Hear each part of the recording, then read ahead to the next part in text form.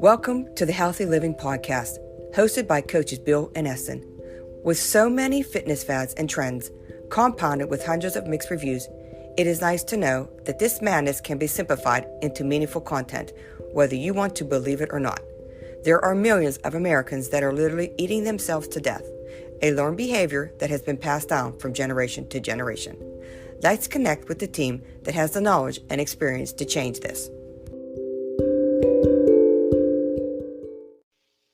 Welcome, everyone. This is Coach Bill with Coach Esten, and today's segment is regarding hypothyroidism, which is also referred to as underactive thyroid or low thyroid. And believe it or not, there's estimated 20 million Americans that have some form of this thyroid disease. And up to 60% of those with thyroid disease are unaware that they even have a condition, which is not unusual, huh, Coach Esten? A lot of people think it's just part of life. And, part of aging. Mm-hmm. So here to talk more about that is Coach Esten, so take it away. Thanks, Bill. Sure. So like you were mentioning, hypothyroidism is sometimes called underactive thyroid or low thyroid, and that's because it's a condition of your thyroid gland. If you don't know where that is, it's a butterfly-shaped gland located in your throat around your thyroid cartilage of your voice box. So if you find in your throat, if you find your voice box and you put your two fingers on either side, you're touching your thyroid gland. And in this condition, the thyroid gland doesn't produce its hormones that it should be. And your thyroid hormones, for one of the many things they control is your metabolism. Another hormone that comes from it helps regulate your calcium levels in your blood, your bone, etc. So there's a deficiency in these hormones, and so therefore they disrupt everything from your heart rate to body temperature and all aspects of your metabolism. And for those that don't know what your metabolism is, and that's the rate at which you burn calories. It's kind of like your furnace. So hyperthyroidism, it tends to be more prevalent in older women.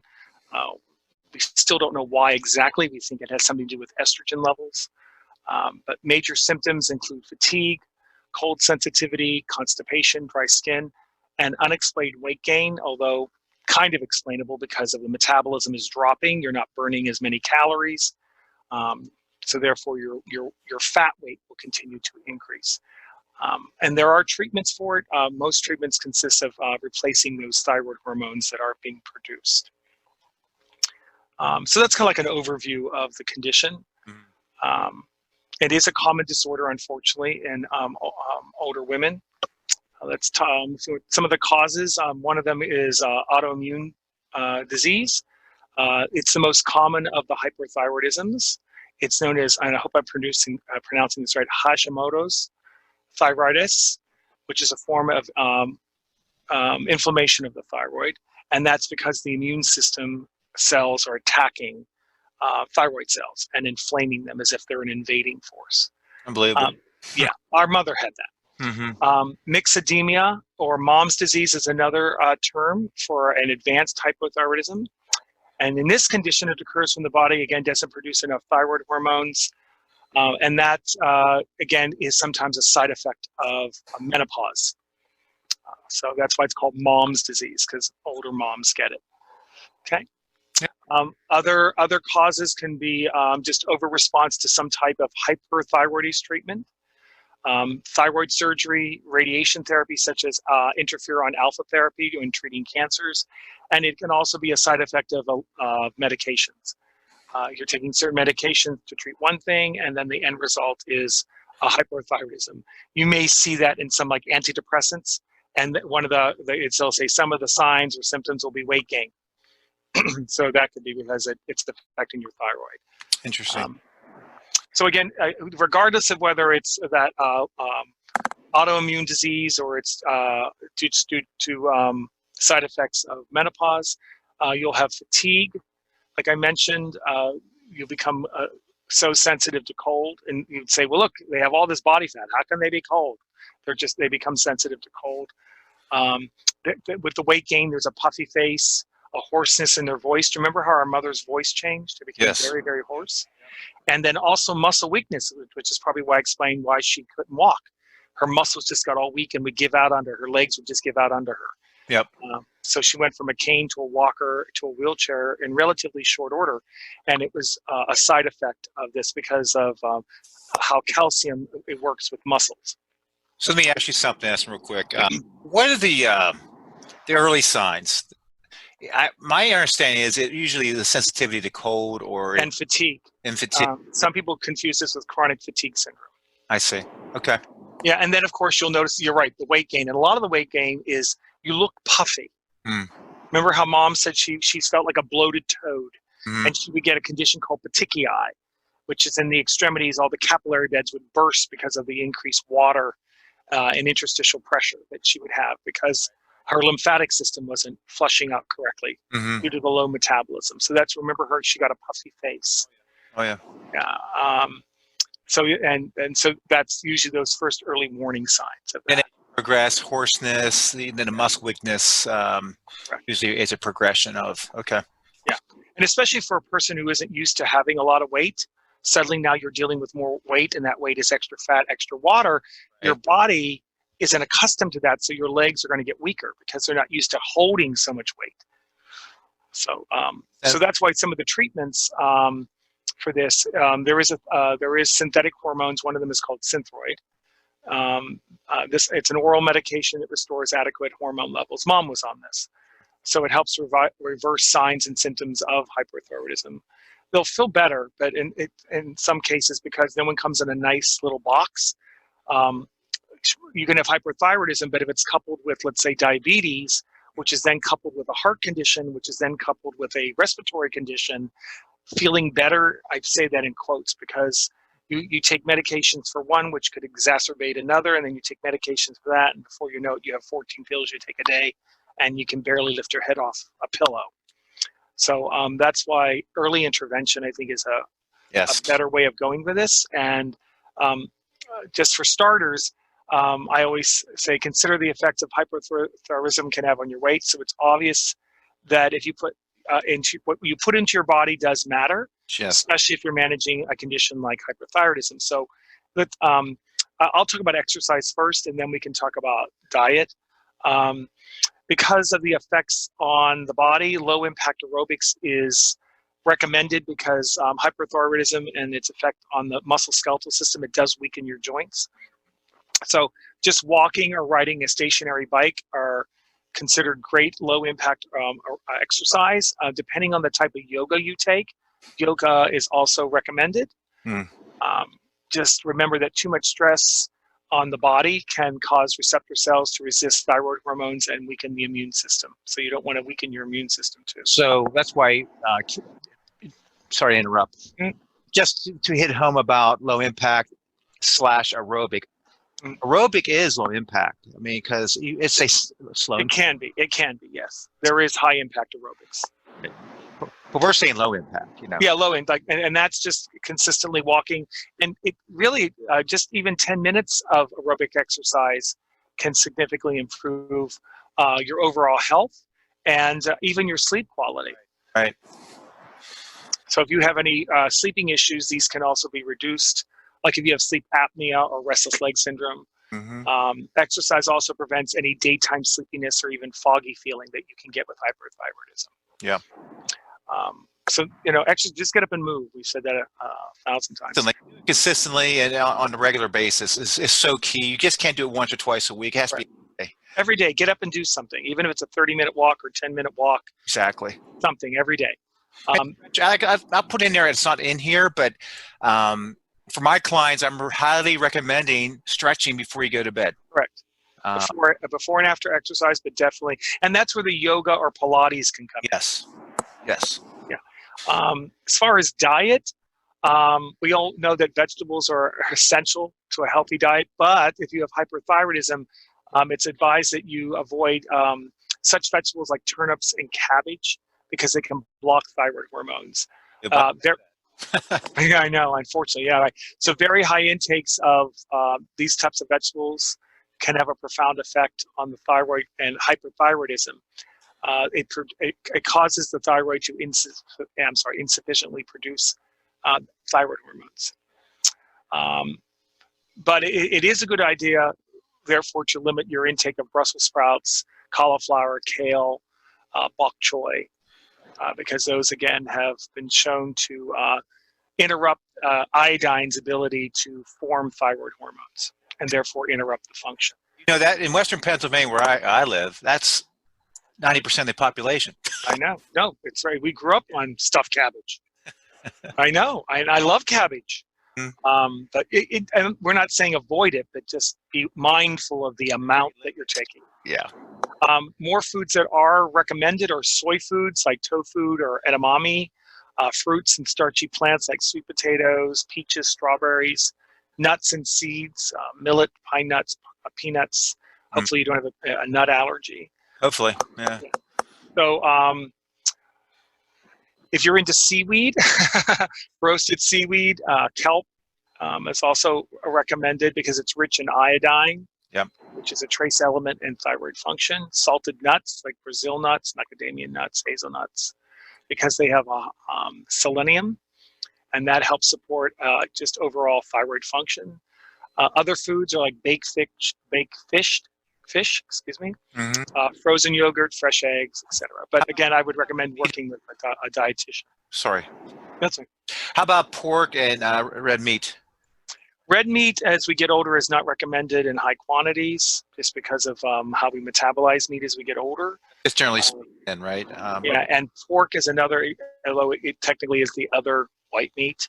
Depending on where your ethnicity is from, you may or may not digest pork very well. That's why baked fish, unless you have a fish allergy like me, is more recommended. Anything with chicken? Chicken, again, if you don't have a chicken allergy and it doesn't have a lot of hormones in it, it is a good viable alternative choice. Okay. But again, I would always say check with a dietitian to check what your food allergies are, because especially if you have like Hashimoto's disease and it's an inflammatory disease, now you're eating inflammatory foods that inflame your gut. It becomes this wicked roller coaster. Just because it's a good food doesn't mean it's good for you. If you don't digest it very well, then don't eat it. And then look for alternatives that you do digest well. And again, it's portion control too. Again, we did a podcast about eating for blood type, and that we covered how that works about certain foods, even though it's good for you. Your body does not digest it very well, so avoid it. And so like I can't digest broccoli. I like broccoli, but I can't eat it. Right. Yeah. So and that was I went to the school of hard knocks, no pun intended, to learn that lesson. Because I would eat broccoli and get all bloated and gassy, and I'm like, why? What's wrong? Yeah. And then I went out. Then I stopped eating broccoli and didn't have the problem. And I went, 1 + 1 is equaling. No gas. No gas. I don't have to take my Beano. No Beano, because you don't have no. What would you substitute the broccoli with? Kelp or what? Well, again, you'd have to look. Is it just the broccoli, or is it the whole family that it comes from that you can't digest? Right. And also, it depends also what you're adding to the broccoli, how the broccoli was grown, quantity, portion. There is no simple answer. That's why you have to kind of if you're not going to go to a dietitian, then you have to do a little bit of do a food diary, and not that you want to experiment on yourself, but you kind of want to do a little documentary, an inventory on yourself, and just be more mindful of the food and how your body responds to it. Yep. And then, of course, portions. All about portions, absolutely. Yeah. Believe it or not, I love chicken pot pies. Love them, but I can't eat a lot of them because of the dough, because of the crusts. Right. I get irritated. My gut gets irritated because I can't eat a lot of breads because of the yeast. And maybe the gluten, because I also have issues with lactose intolerance. And there are some connections between. It's not the sugars; it's the proteins that I have an allergic reaction to. Right. Yeah, there's a similar protein in gluten that's in milk, and it's not the sugar; it's the protein that I'm reacting to. So, which is very common. Very common. It's becoming more and more common, especially how foods are being processed, and the masses, they take shortcuts in the process. Yep. Yeah. So just kind of in closing, of course, I always recommend seeing a doctor. So any doctor will tell that to manage hyperthyroidism, you need appropriate doses of, I mentioned, that synthetic hormone to replace your body because it's not making its own. But most people living with hyperthyroidism can believe or have believed that making lifestyle changes are just as important. Agreed. When I worked in the hospital, I worked in cardiac, pulmonary rehab, all that. I worked in outpatient care, and I'd have all these patients that were on all these medications, but they weren't making lifestyle choices, and they didn't understand why the medicine wasn't working. Yep. And I would always say you have to create a friendly environment for the medicine to work. It's a partnership. You have to create a lifestyle and internal environment for the medication to be effective. If you don't create that internal environment, it's like you're not taking the medicine at all. And they didn't want to hear that. They didn't want to hear that they didn't have to make certain changes that got them where they were, because they wanted to still smoke their cigarettes. They still wanted to eat their fatty foods. They still wanted to be, believe it or not, they wanted to be sedentary, even though they were in an exercise program. Well, it's interesting. I'm sorry, go ahead, finish your thought. No, the other thing I was going to say is, so therefore use caution when you're considering supplements that are, say, they boost thyroid function. Just be very careful with them, because a lot of them aren't FDA regulated, and the buffering agents that they put in there could also cause harm in other systems of your body. So it's better to have a conversation with a doctor or healthcare team that includes a dietitian to really give you an overall profile of your health, and then recommendations. And that may include a personal trainer, as well as maybe even a massage therapist to help deal with stress levels and helping with range of motion. Another thing I'll add to that, Eston, is no matter all these podcasts, we're in the wellness arena, even with conditions like hypothyroidism or hyper, diet and lifestyle has a huge impact on it. It can greatly enhance, like you said, the medication, and the way you feel. I mean, your body works better when you eat better and you exercise. It's because that's how our body is designed. And people that are not willing to do that, regardless of their condition, they are not going to get better. Yeah, because the aging process is built in, and whether we like it or not, no matter what we do, even Jack LaLanne aged. We have a built-in, I mentioned this before, it's called brown atrophy. Our body starts to rust from within. The speed at which that happens depends on the conditions that we create for it to be prevalent or not so. Right. So, and the way that you reverse that is by letting the body do what it was designed to do, move, and then give it good fuel so that it can continue to move. And not overeat. I mean, our body, we have a couple podcasts about our ancestors. They didn't eat 5 or 6 times a day. They were lucky to eat 1 or 2 times a day. And that's when we talk about fat storage and how the body uses that as the gold mine when it has to use it. So, Yeah, we were grazers. We basically were like the animals we ate. We grazed. We'd snack on carbohydrates, beans, legumes, nuts throughout the day. And if you were lucky to get meat once a week, and the meat that we did get, eventually learned how to, kind of like to beef jerky, to jerky it. Yep. You would nibble. We were nibblers for the most part, and we've gotten away from that. And we were nibbling while we were moving. Right. So whether we were hunting or gathering, we were nibbling while we were doing it, like the animals that we eat. But no, you're right. You're absolutely right, and that's why fat is such a precious commodity. Yeah. It's something that it's there for last resort type of thing. And what we're trying to teach is we all have too much of it, and how to tap into that. Yeah, and fats are also used for hormone production. So we use fat in the body for insulation, cushioning, fat, as well as energy storage. But we also need essential fats to keep the myelin around our nerves. So we need fat. Right. I think fat's a bad thing, but it's the type and quantity of fats that the body does better with or not so better with. Like there's a whole list of articles on trans fats and, unsaturated and polysaturated. Those are things you can research. But overall, everything in moderation, and then utilized for what it's meant for. It's like a well-oiled machine. Your body will respond. So I'm not saying, don't eat any fats. By no means, no. Don't go on a fat-free diet. Your body needs fat. Yep. So the thing that to add to that, with anything that you do, we're trying to teach people, even with this condition with the thyroid, that it's manageable. But you can't wait too long to manage it, because it gets harder and harder. So yeah, there is a point of no return. Right. To some degree, yeah, there is. Exactly. Okay. Yeah. Well, very good, Eston. Thank you. Don't fret. Next week we'll be talking about weight training. Oh, weight training. Okay. Yes, we're discussing weight training. You're right. So it's something with exercise. It fits in with exercise, resistance training. It's all good. and we'll talk about that next week. Good. Yep. Until then, be healthy, be strong, be a life warrior. And be well.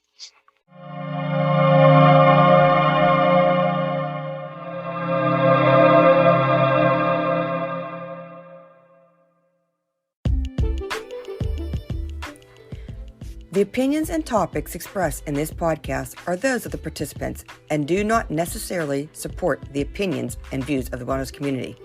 We would love to hear your thoughts, so click on the message button and give us your constructive feedback. Thank you for listening and make a positive difference today.